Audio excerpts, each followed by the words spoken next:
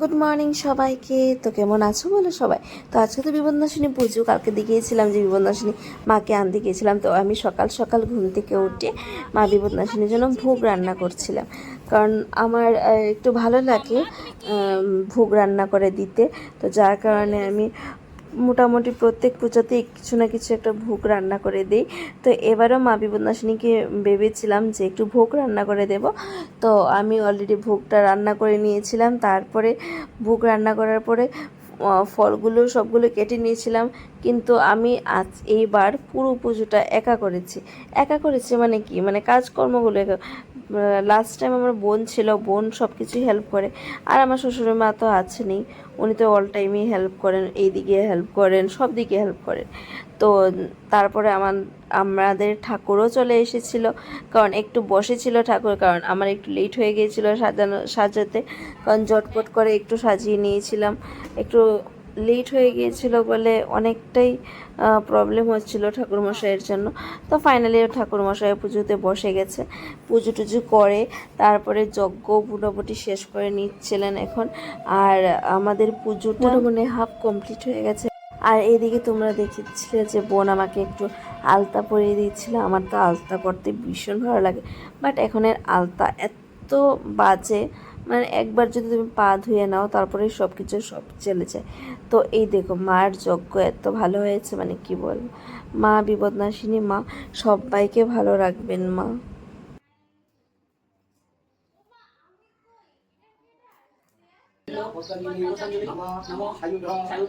এদিকে আমাদের সবার অঞ্জলি নেওয়া মোটামুটি শেষ হয়ে গেছে।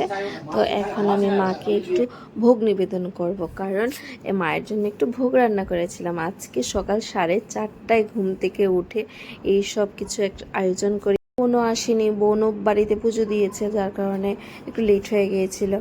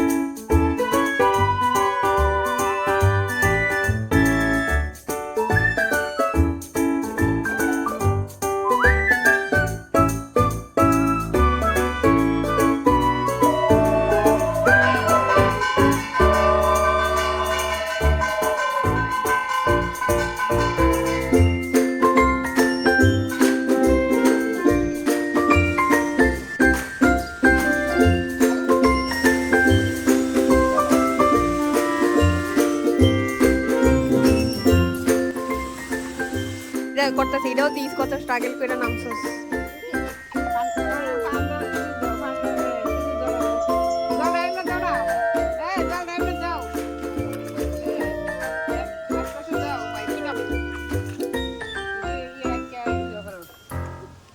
জল ইয়ে দিয়ে দিও আর এটা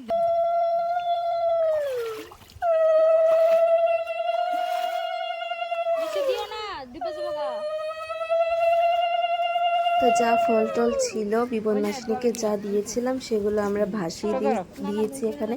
আর এখানে ঘাটে এসে যা হলো, এত নিচে ছিল ঘাটটা, মানে কি বলবো, খুব কষ্ট করে ঘাটটায় নেমেছি। আর আমার বোন বলছে এটাও দিস, এটাও ভিডিওতে অ্যাড করিস। তো আমি আবার ভিডিওতে না অ্যাড করলে সেটা পারলাম না। তো দেখো আমি বললাম যে একটু দাঁড়াও, সবাই একটা ভিডিও বানিয়ে নিই বা একটা ফটো তুলে নিই। কেউ দাঁড়াতে রাজিই হয় না, এত গরম লাগছে। আর অ্যাকচুয়ালি এদিকে টাইমও হয়ে গিয়েছিলো, 4টা বেজে গিয়েছিলো আমাদের পুজো হতে হতে, বলে লাভ নেই। তো আমাদের পুজোটা কীরকম হলো সেটা অবশ্যই কমেন্ট করে জানিও। তোমাদের কি প্রসাদ চলছে? হ্যাঁ, কেমন হচ্ছে? কি কি খেলে? অনেক কিছু। কি কি? প্রসাদ, তারপর অন্নভোগ, হ্যাঁ, এখন খিচুড়ি। আচ্ছা, কেমন তারপর হয়েছে? ঘেট, আরে বাবা, অনেক কিছু। মাঝখানে আমাকে তারপর একটা কথা পাপড়, বলতে লেবু। হয়, সুজির মিষ্টতা বড় কম।